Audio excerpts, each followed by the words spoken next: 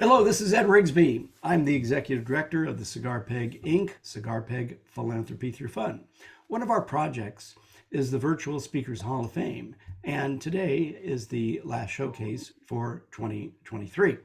As you know, all the speakers that showcase, they get an opportunity to become one of the virtual Hall of Fame speakers, and you will get an opportunity in the next week or two you'll get an email from the email that you registered that you can vote, and I hope you do.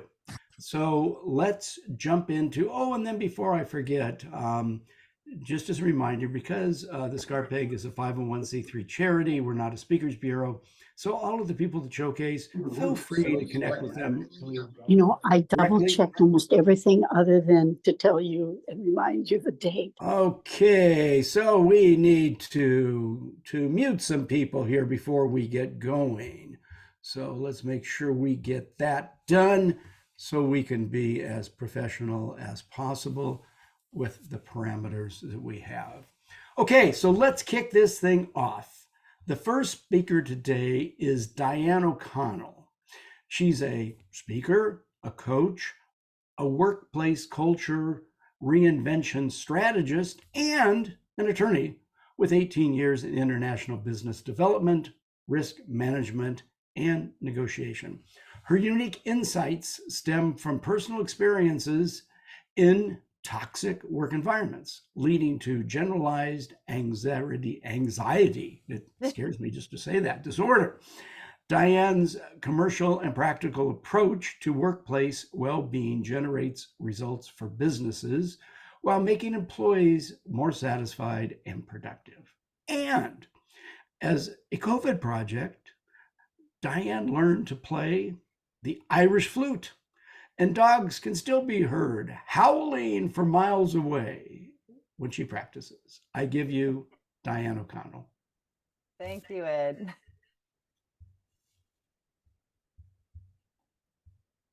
Imagine a workplace where the coffee is strong, the office dog's tail never stops wagging, and every employee is not just a productivity ninja, but also radiates happiness like a human sunbeam.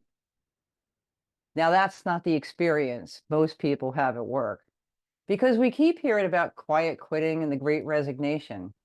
There seems to be a job dissatisfaction epidemic. But could it be that these are not actually trends, but rather symptoms? Symptoms of a workplace culture that's as outdated as dial-up internet. And in today's workforce, people want, they need, well, something different because their expectations have changed. And feeling valued for who they are and what they can offer has taken center stage, leaving fitting in with a bit part in the performance.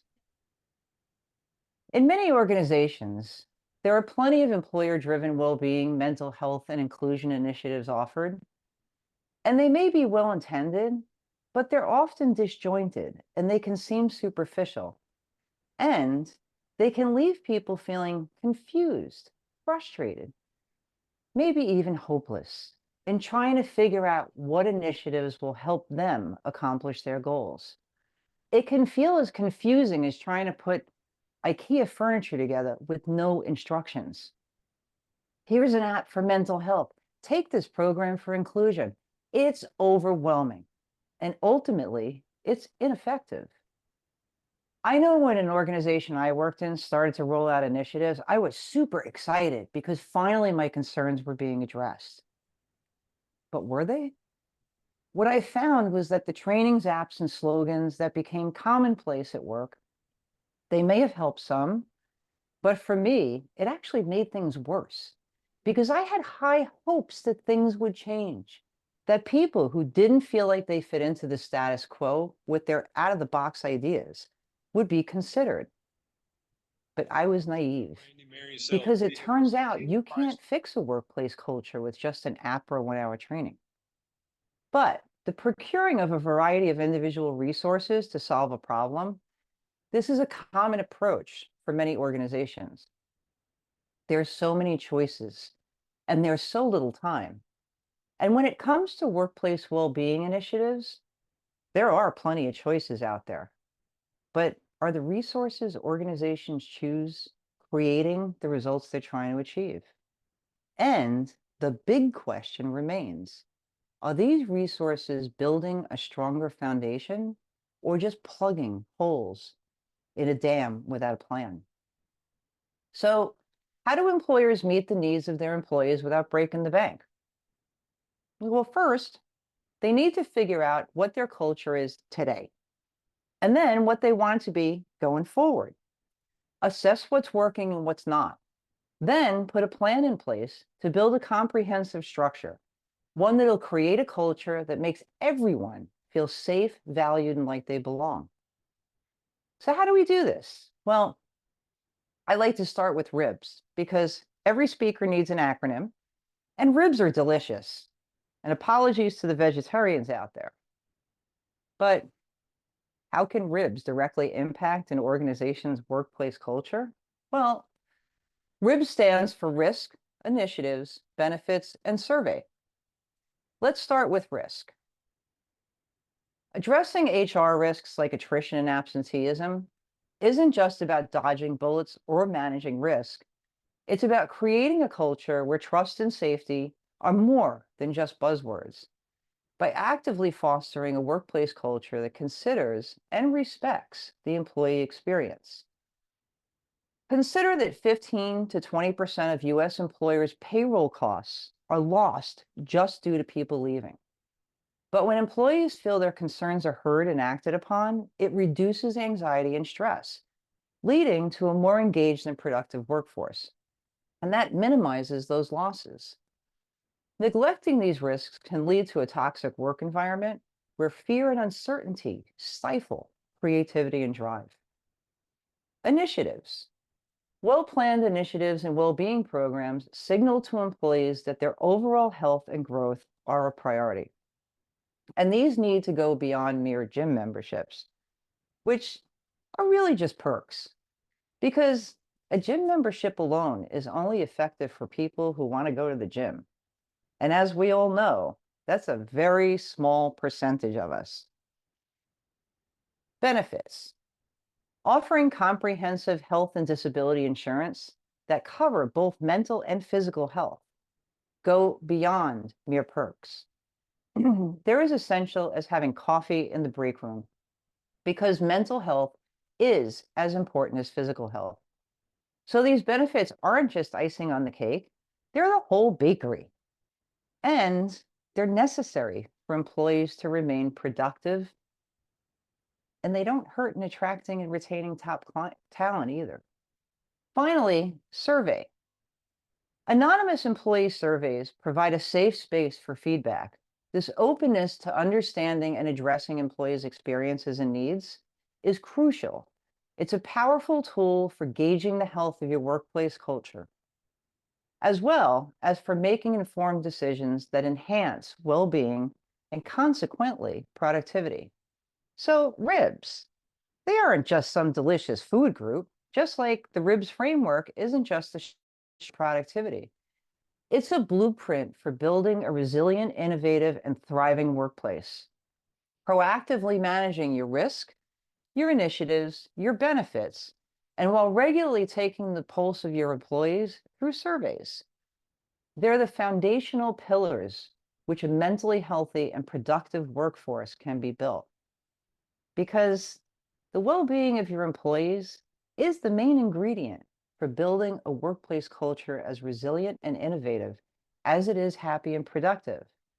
It's about understanding that employee well-being isn't just another item on the to-do list, it's the golden ticket for business success. Thank you.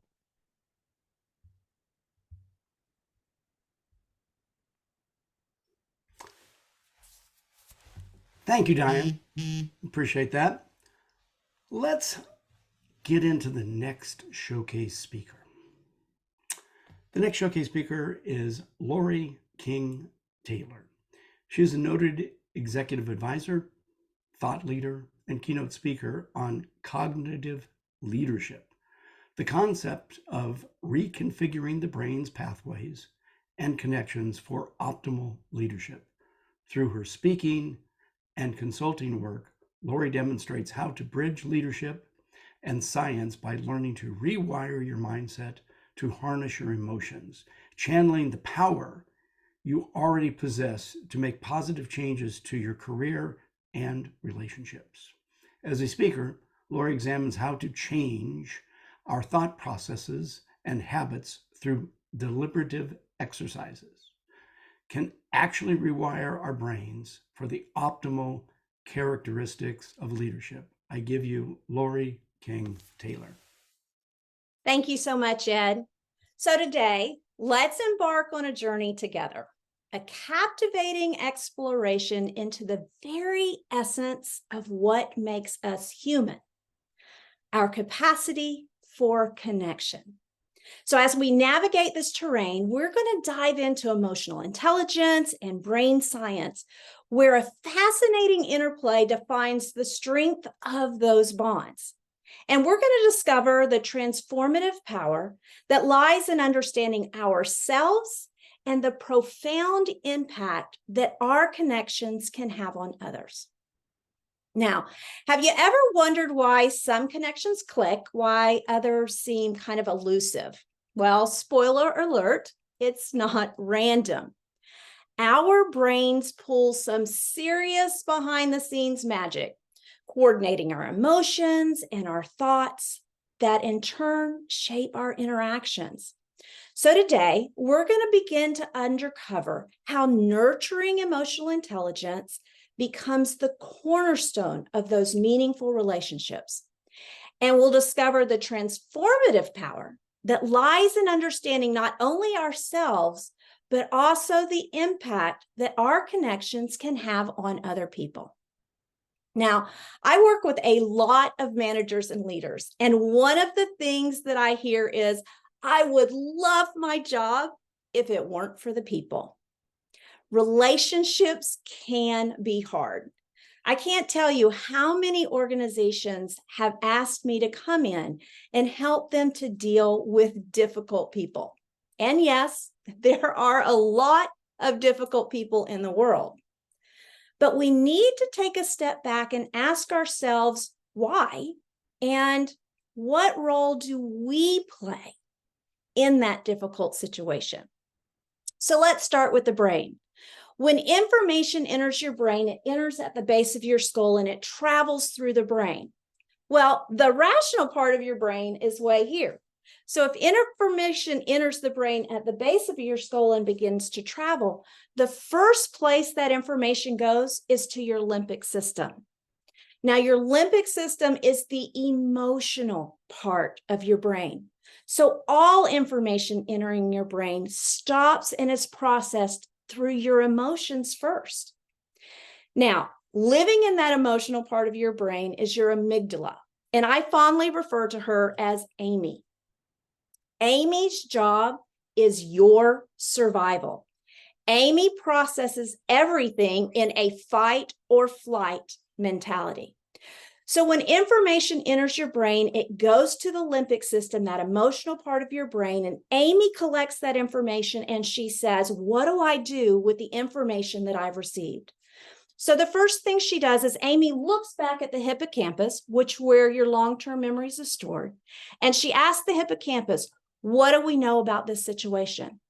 And the hippocampus is going to say to Amy, in this situation, we always is the key word.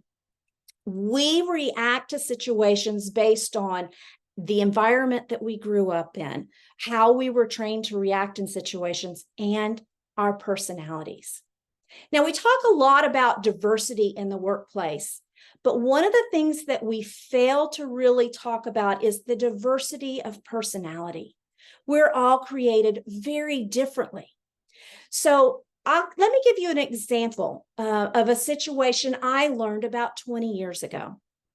Now, I'm a big personality. I'm what they call a dominant extroverted personality. And I have my youngest son is opposite personality of myself. He's very quiet and very introverted. So about 20 years ago, when I'm learning how to connect better with my son and learning that communication, this is what I discovered. That when I was in a difficult situation with my son and I felt excited or challenged in a situation, what would happen to my personality style is my hippocampus would tell Amy, we're going to get big and loud. So when I'm trying to have an interaction with him, maybe he's put his hand on the stove or he's done something he wasn't supposed to do, my body first will start to grow. So those personalities who are more extroverted and dominant, you'll find them putting their hands on their hips. You'll find their shoulders going back. They'll grow as big as they can. And then the next thing is they get loud. Now, I'm a loud personality to start with, but when excited, I can get even louder.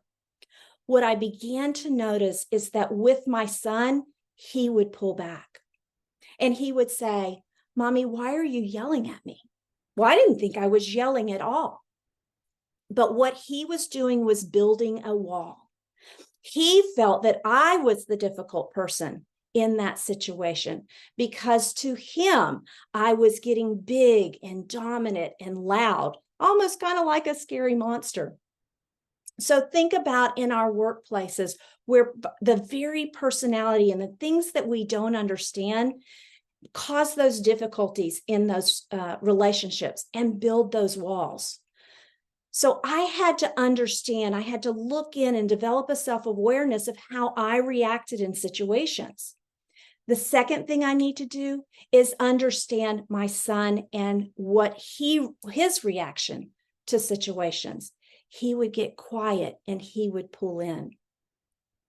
Here's where we learn to rewire our brains. Pattern interruption is a beautiful thing where when we understand how we react to situations and how it's received by others, we can begin to change our reaction. The only person you can change is yourself. And let's begin there. So I would love to talk to your organization and teach them how to enjoy more powerful connections through the use of emotional intelligence and pattern interruption so that we can rewire our brains and increase our influence. Thank you. Thank you, Lori. Appreciate that. Let's move into our next showcase speaker. Our next showcase speaker is Joe Curcillo. He is the CEO of the Generalists Advantage Strategies. He is the maestro of integration. Oh God, sorry, Joe. Hey, Joe, I'll start your intro over again. Oh gosh. Okay, our next speaker is Joe Curcillo. He is the CEO of the Generalist Advantage Strategies. He is the maestro of integration, providing innovative cross-disciplinary strategies to help leaders and teams excel in strategic planning and leadership as both personal and business-wise silos dissolve. Joe's integrative approach allows his clients to merge their own levels of expertise in all that they do to tackle complex challenges. I give you Joe Curcillo. Thank you, Ed. And yes, integration can be a hard word to say. I am Joe Curcillo, and today I'm here to challenge how you think. I want you to do a throwback for me, if you will, to when you were children and you had a toy box. In that toy box, you didn't just have one toy. Think about the box as you opened it up. You might have had a delightful mismatch of toys, dolls, action figures, puzzles, building blocks, maybe even a stuffed animal or two. Well, our experiences in life are much like that. Throughout our lives, we've held different careers, jobs, hobbies, interests. We've all crossed multiple lanes. And as we cross those lanes, we collect bits and pieces of information from each and every one of them. And all of that shapes our identities.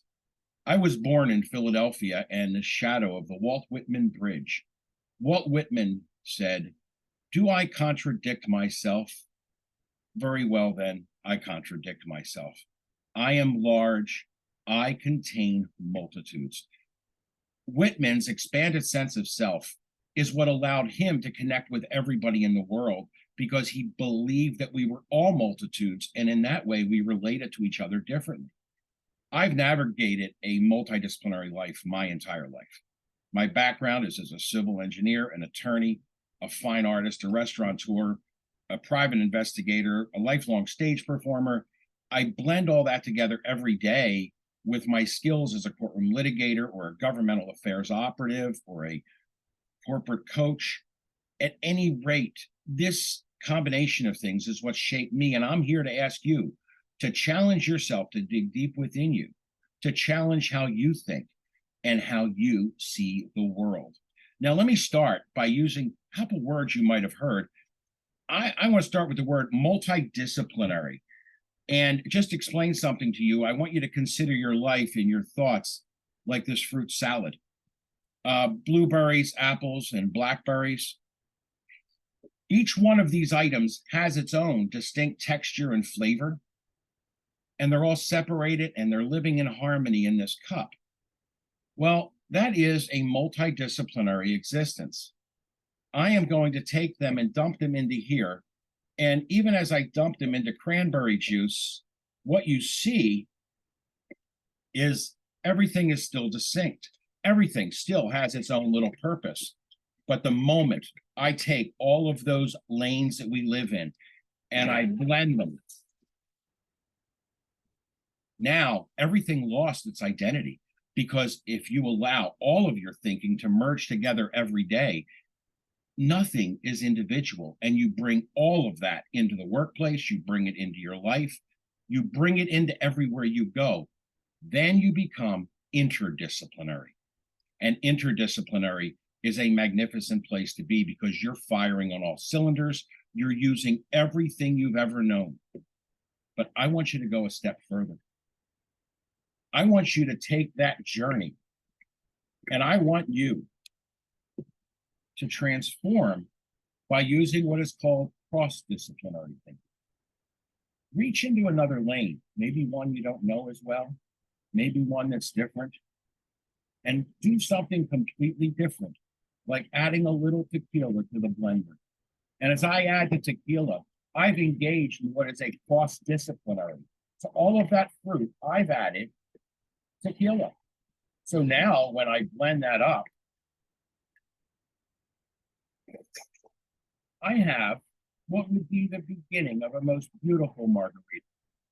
And as you tap into your multidisciplinary nature and bring all of your thoughts together, everything that you do becomes a puzzle. But it's easily solvable because you have more lanes to pull from. These are all problems that we encounter in life, whether it's business strategy, leadership decisions. They all come together when we merge everything as one, and it becomes all of us. So how do you grow? How do you expand that? Consider every lane you've ever lived in, every role you've ever played. Be curious. Venture outside your comfort zone. Explore fields that you've never considered exploring. Ask questions. Seek connections. Draw parallels. The world in all its complexity will become so much more decipherable for you when it's viewed through a multidisciplinary lens, and problems become exciting when you add a cross-disciplinary nature. So I believe it's time that we all need to celebrate all that we are. I am not saying that specialists are dead, but I'm saying if you're a specialist, you'll want to throw something else into the mix. I invite you to embrace the generalist that's within you. Revel in the joy of discovery, the thrill of connecting dots, the satisfaction of crafting unique solutions. The generalist advantage isn't just a concept, it's a movement, it's the future. The world is changing very quickly. And as you learn all of these things, you'll hear the phrase, a jack of all trades. My ending is a jack of all trades, a master of integration. I hope that you can take some of the thoughts in your head, put them together, and use them to increase the impact in your business. Whether you're an engineer who dabbles in the art of poetry, or you're a psychologist who dabbles in carpentry, think about how it all comes together and how it all makes you whole. Because if you immerse yourself in that, you will become a much better thinker and a more powerful leader across the board. And should you ever need a tour guide, please reach out and call me. I would love to guide you through it. And God, I hope it's 5 o'clock somewhere. Thank you all for joining me on today's journey.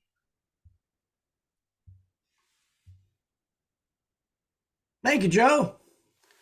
Thank you. I just kind of sitting here wondering, why didn't you mail me one of those margaritas so I could be enjoying it with you? But we will move on. Our next speaker is Vaidya, a remarkable triple talent, a cancer research scientist of over 25 years in big pharma,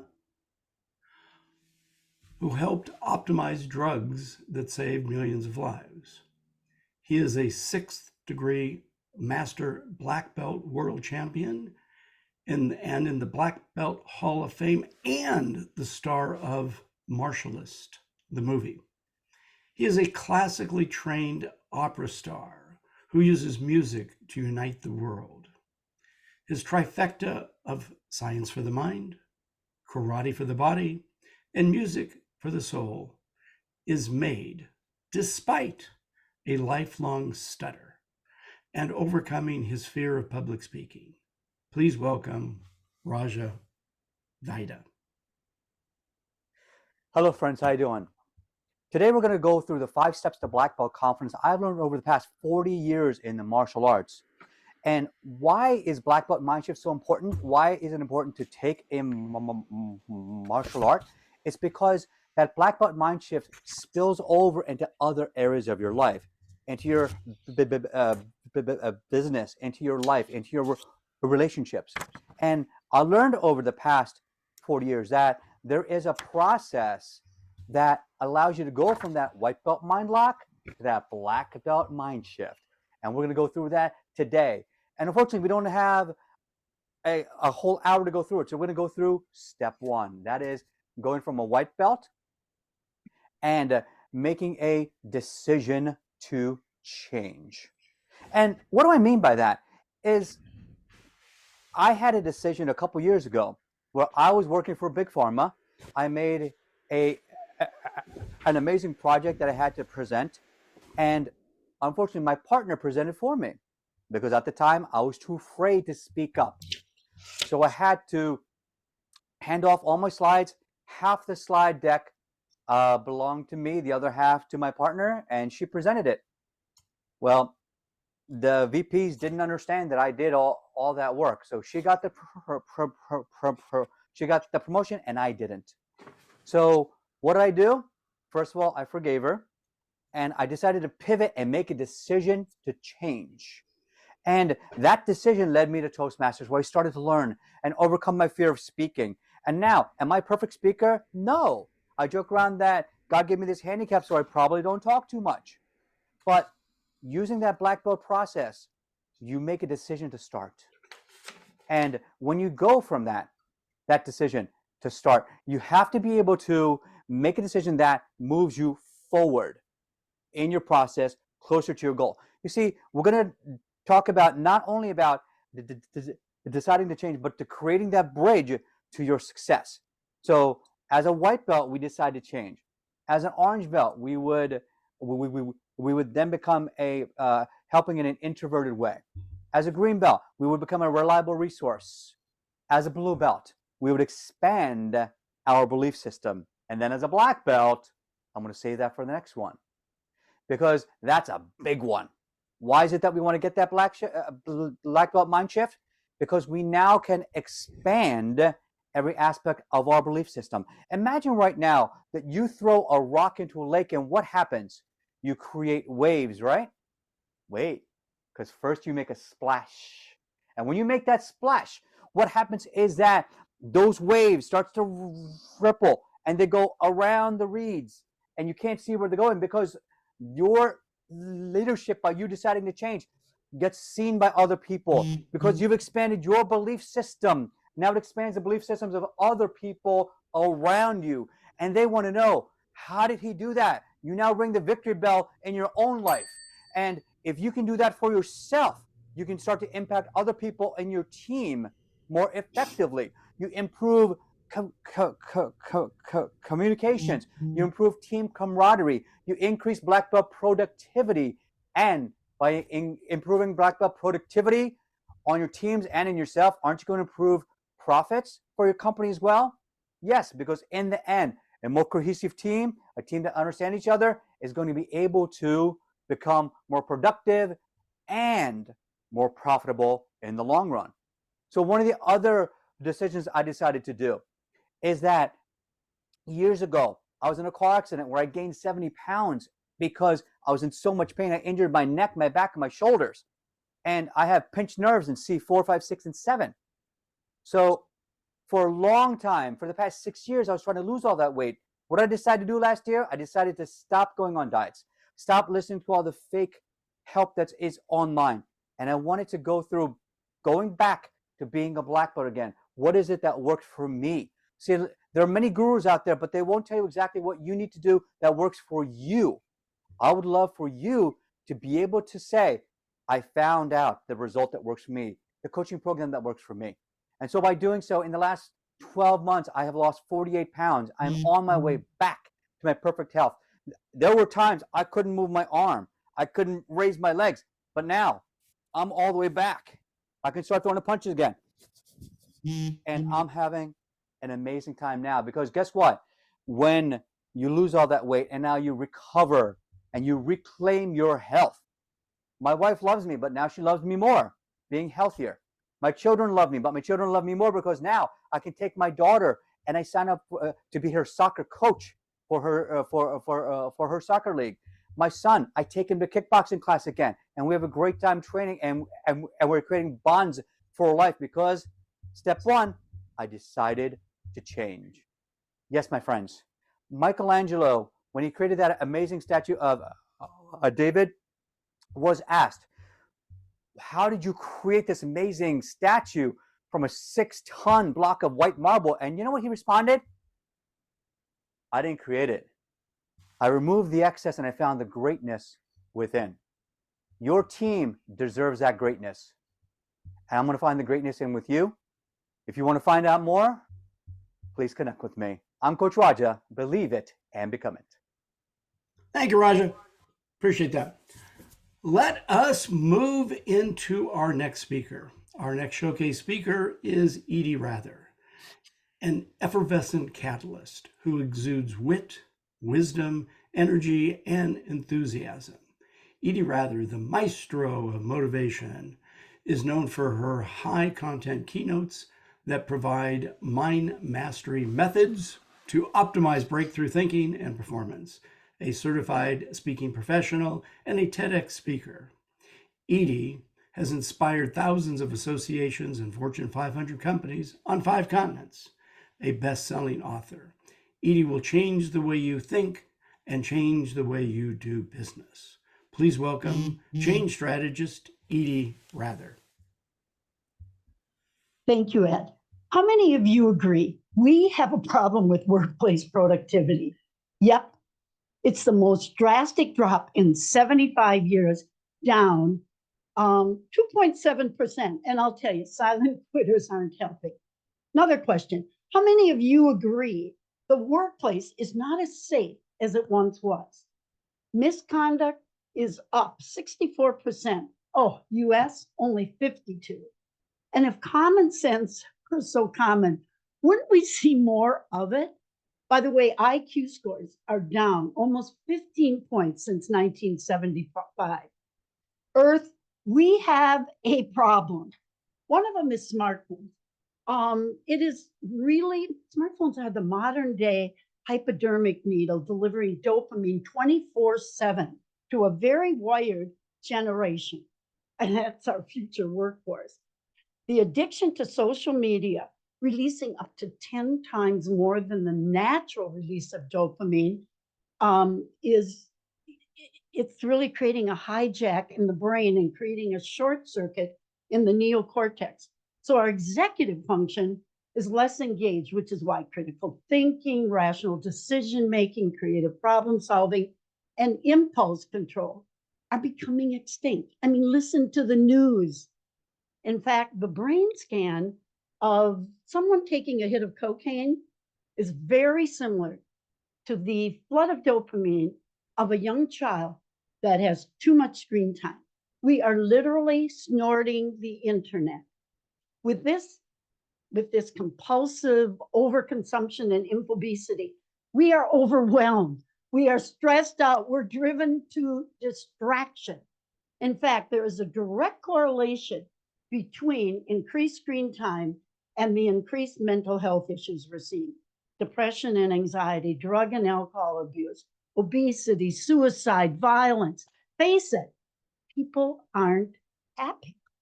But dopamine, that feel-good neurotransmitter, in and of itself is good when rewarding positive activities. It's the spark to the start. It's what motivates us to get things done, to excel, to be more than we ever thought possible. It's the driving force behind our aspirations and our dreams. It's why Tom Brady struggled with giving up football. And when not playing so well, he found a better source of dopamine. Women. You know, it's why at age 80, I'm still on the stage. Because for me, speaking is better than sex. But then I really have nothing to compare it to. So what controls you? No, not your husband, wife, boss, none of that stuff. It's habit. First, we make our habits, and then our habits make us. Motivation starts things moving, but it's habit that sustains the movement. So let me share some personal lessons from my habit of thinking big, good and bad. Life in Wisconsin was good. Thriving therapy practice, speaking worldwide, talk show host on ABC, making millions, but decided to trade the snow for sunshine.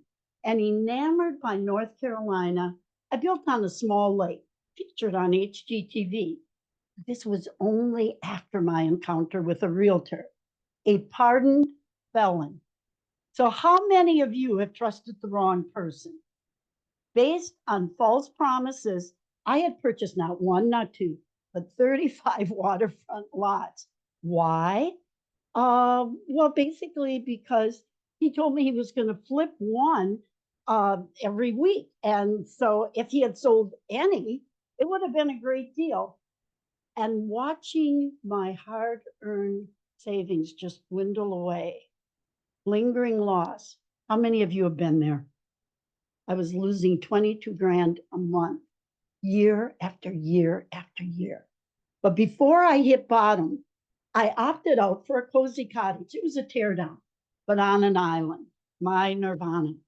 But now the funds to build the house were aborted as yet another realtor forged my name and released my buyer. So in desperation, I go to Craigslist, right? For a mortgage broker, ended up with a con, never ever provided the funds as promised. So now my house is hanging from a crane and I'm homeless. I mean, tents on the street would have been an upgrade from this, you know, FEMA fantasy, rusted out, smoke infested disaster with no electricity, no flushing toilets, no running water for 15 months. I mean, my commode, it was a monogram plastic pail. Inconvenient, yes. But although I was broke, I was never broken. Sustained by affirmations, visualization, prayer. Oh, yes. And my mother's mantra, look at the bright side.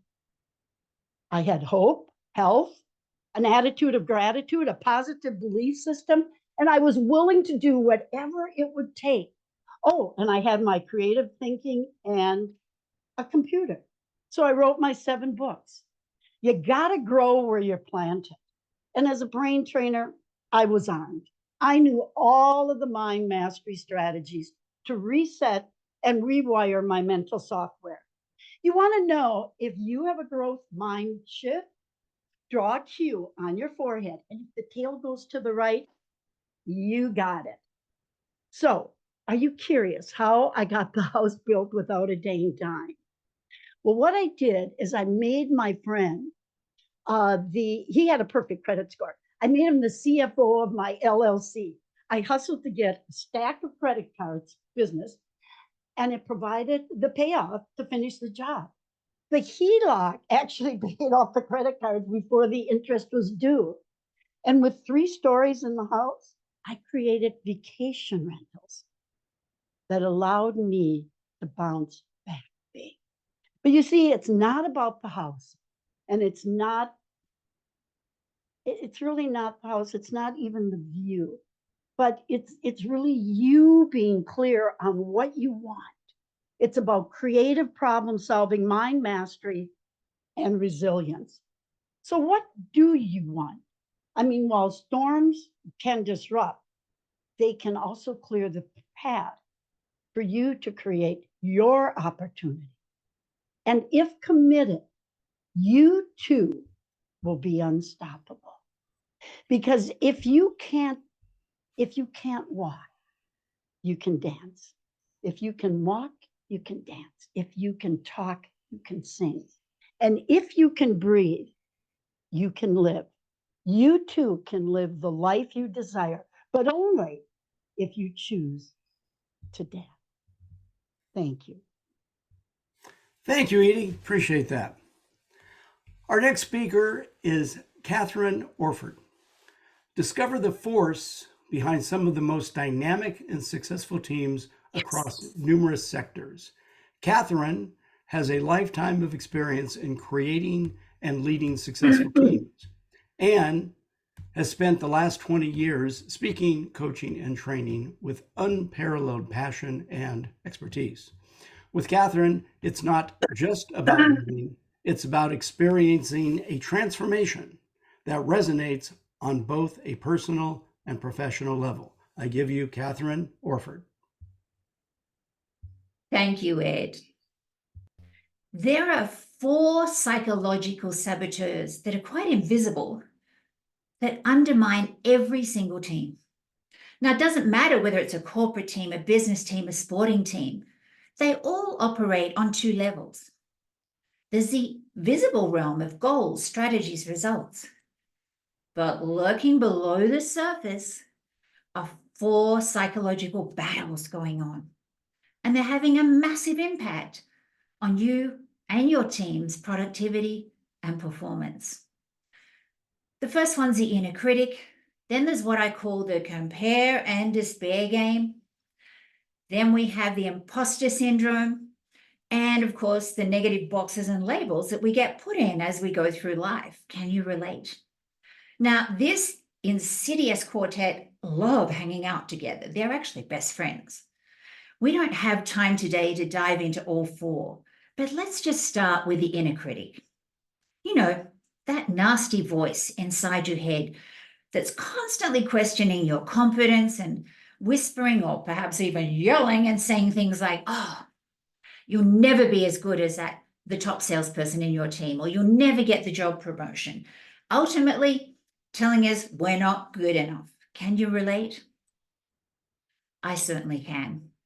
You see, about 30 years ago, my inner critic was having a field day, chastising me and telling me I was so pathetic, I couldn't even organize my own suicide properly.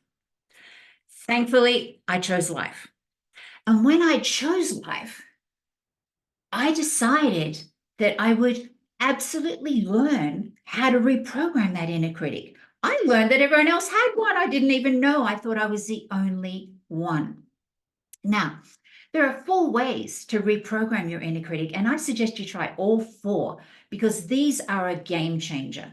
Now, you might find that you do a combination of 2. The first one is to change the tone. When I used to stuff up, I used to say to myself, you silly idiot. Can you imagine how Donald Duck would say, you silly idiot? It makes us laugh, right?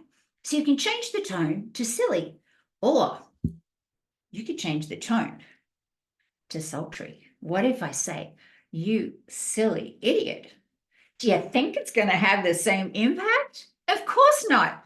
It actually feels quite nice. So change the tone to silly or sultry. Change the volume. Imagine you've got a remote in your hand, hit the mute button, turn down the volume switch.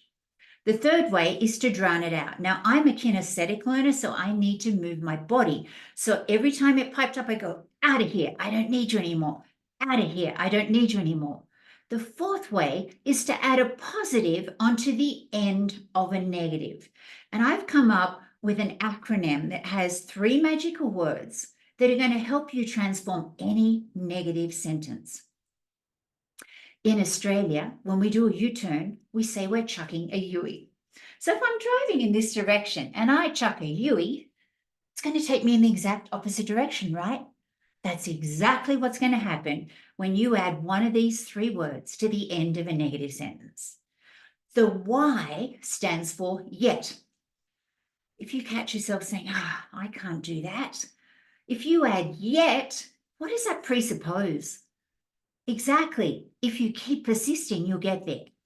The U stands for up until now. If you say to yourself, the boss never chooses me to pitch to the new client, and you change your physiology and you breathe as if they've already asked you, and you add up until now, you will be well on your way to getting rid of that nasty voice. And the I stands for in the past. Put it in the past where it belongs. How often do we stuff up and we drag those painful emotions into our current reality, which is going to create more of the same? Go back, hover above the situation and look down and go, what did I learn from that experience? Cut the emotional pain, bring the lesson with you, and start creating a brand new reality. What you've got up here between your ears is like prime real estate. If you owned a multi-billion-dollar property with the yacht and the helicopter and the whole 9 yards, would you rent it out for $50 a week? Of course not. But that's exactly what you're doing when you're allowing negative beliefs and behaviors to reside up there. So never allow those things to reside up there for more than 5 seconds before you interrupt that sucker. Neurons that fire together, wire together. It's called neuroplasticity. Now, in your brain, you've got lots of different dendrites and they're all different sizes. The really thick ones, well, they're the ones that have had lots of practice. A little bit like your inner critic, perhaps. The thin ones form when we start learning something new, just like reprogramming our inner critic. And just like when you go to the gym and you lift weights and that muscle gets stronger, that thin dendrite is going to get thicker and thicker.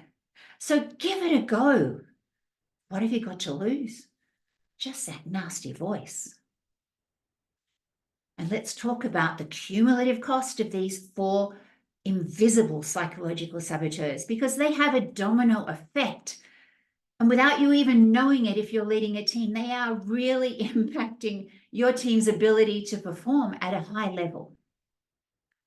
Have you ever stopped and calculated the cost of self-doubt? What's it costing your team, your organization right now? Is it in the thousands, the tens of thousands, or even more? If you're looking for a speaker or a trainer to help you and your team banish those nasty invisible saboteurs for good, contact my team today and let's have a conversation. Thank you. Thank you, Kathryn. Appreciate that. We now come to the end of our 6 keynote speakers doing their virtual showcase. Want to let everybody, and don't go anywhere because we have the professional meeting summarizer coming up in just a moment. But just to let everybody know, we do have at the Virtual Speakers Hall of Fame directory, everybody has a page and you can contact them directly. The fun part of these showcases is at the end, we have a professional summarizer, Dale Irvin. And Dale is a inductee of the Virtual Speakers Hall of Fame. What he does is he attends your meeting, he goes to the sessions, picks up bits and pieces of information that your people might have missed, and creates a very humorous monologue. This is something that I've experienced at quite a number of meetings, and I will tell you, if you really want to engage, if you really want to give your people a reason to come back again year after year, the professional summarizer is an element that you're going to maybe want to bring into your meeting. I give you professional summarizer, Dale Irvin. Thank you very much, Ed. Thank you for that lovely introduction, and thank all you folks for sticking around until the end. Now, I want to start one thing right off the bat, and that is I'm not married to the mustache. It could go if that would be something that would keep. Matter of fact, if you're the first one out there that hires me, I'll let you decide. Should it stay or should it go? What would it look like if it went kind of like this? So it's your choice completely. So thank you. That being said, let's take a little summary of what we should have today had we been paying attention. First, we heard from Diane O'Connell, and during the pandemic, whatever we had, COVID, she taught herself how to play the Irish flute. And it's so cool. I always wanted to learn how to play the bagpipes. That was back when I lived in an apartment. And I discovered that you always see bagpipe players on the march is to get away from the music. So let's see. You can't fix. She also said you can't fix a workplace culture with a 1-hour meeting or an app. That is so true. I always rely on an open bar, and that will get everybody in the same mood. And then she had her an acronym today. Hers was RIBS, which R stood for risk, and I is initiatives, and so don't give people gym membership because nobody goes to the gym. So give them all something they can enjoy, a membership to the Sausage of the Month Club. Everybody would enjoy that, and they're reminded every month. And then as far as benefits, insurance, not really a benefit. A real employee benefit, valet parking. Absolutely. You meet them at the door, everybody will be happy to go to work. And then finally, do a survey to take the pulse of your employees, because if you find they do not have a pulse, they're dead. Get rid of them. Next, we heard from Lori King Taylor, who is wants to rewire our brains, which ironically is actually how they got Frankenstein started. And she said that information enters here through the back of your head and goes into your limbo system, which allows you to dance under the Maligula. I believe I got all of that correct. To be accurate. And she talked about diversity of personality. There are all kinds of personalities, sometimes many in one person.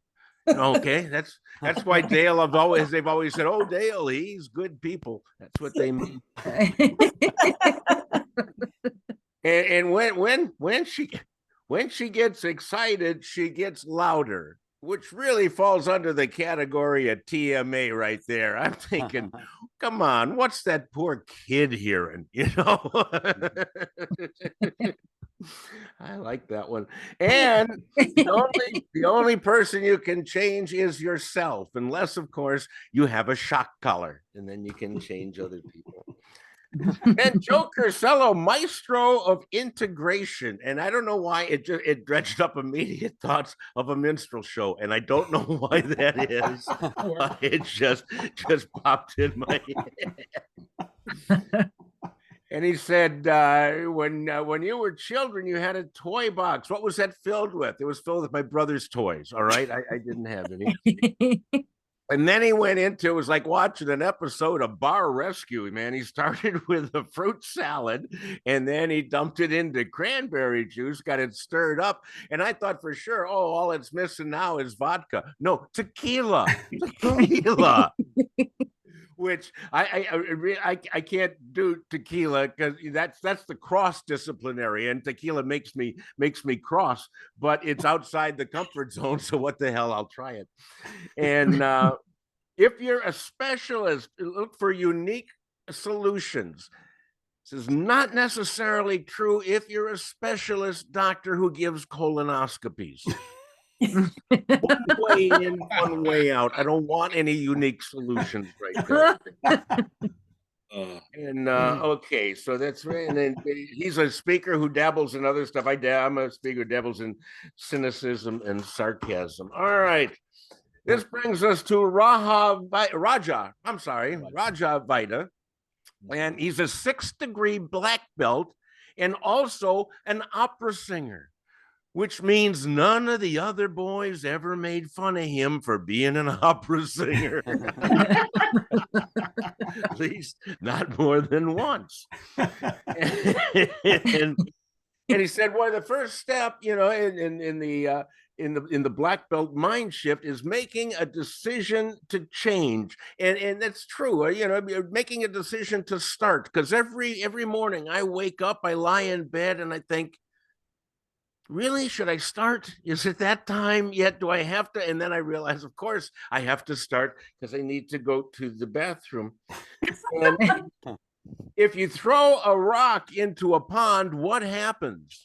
Well, if you throw it anywhere near your dad's fishing bobber, a lot's going to happen, and it won't be good.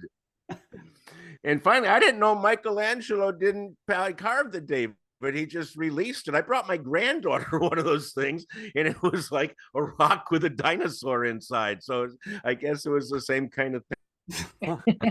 All right. Edie, lovely, look dashing in purple. We have a drop in workplace productivity because it's not safe, because they're trying to stick a big hypodermic needle in us full of dopamine, which is why so many of your employees are dopes. And then she said, we're snorting the internet. That's ridiculous. There is no way you can fit the internet through a rolled up $20 bill. No way. Okay. And when you hire me, we get to set the level of where you want this stuff. So don't worry about that. You have the vote. All right. And then she said, let's see, speaking at 80 is better than sex. Well, yeah, that's because, you can do it more often than just on your birthday and your anniversary. The frequency alone has got that one winning. And then she bought the 35 waterfront lots, and she couldn't get rid of them, which is probably because sand doesn't burn. So she just couldn't get any insurance coverage on that. And then she lived in a trailer and went potty in a pail, which, it's not bad. It's better than getting up 3 times, if you just got the pail right handy to you. But now she makes vacation rentals that come with 2 buckets. So there you go. Everybody gets to have their own. And said, if you can walk, you can dance. If you can drink, you can dance even better. And finally, that brings us to Kathryn Orford. Kathryn has talked about 4 psychological saboteurs: our inner critic, which is the nasty voice inside your head. We're back in my head again. And it tells you you're never good enough. And excuse me, I listened to that voice, which is why I never even tried out for the NFL. And let's see, you can make your voice, change it to your tone from silly to sultry, and make moves with your body while you're talking sultry. And after a little practice, you can charge for that. And then, I'm sorry, this is the first time I'm hearing these jokes too, and they really tickle me. And then let's see. Chuck Chuckanooey, which is where they're waiting for saying a U-turn. And remember, if you're over there and you eat too much ooey, you will upchuck an ooey. So it wouldn't use that really. And then she said that we need to start creating a brand new reality. I did that. It was called the 70s. It was fun while it lasted. And finally, your dendrites in your brain keep getting thicker. Why? Because they're eating the hair on your head. Down, they eat that and they get thicker. Anyhow, folks, that's what I do. My name's Dale. I invite all of you to go to my website, daleirvin.com. On the front page, you press the button for the Friday Funnies. Enter your email address. There is no charge. And every Friday in your email, I'll send you both a written and a video review of the oddest stories in the week's news. That being said, thanks so much for watching. Thank you, Dale. Appreciate it. It's always fun to watch and listen to what Dale comes up with at the very end, just to mock his fellow professional speakers. God bless you, Dale. Hey, thank you everybody for coming to the showcase. This is the last showcase of 2023. Don't forget, when you get the opportunity to vote, you'll get to vote for the inductees for the Virtual Speakers Hall of Fame in 2023. And in 2024, we'll launch a whole new series of speaker showcases. Happy holidays, everyone, and we'll see you next year.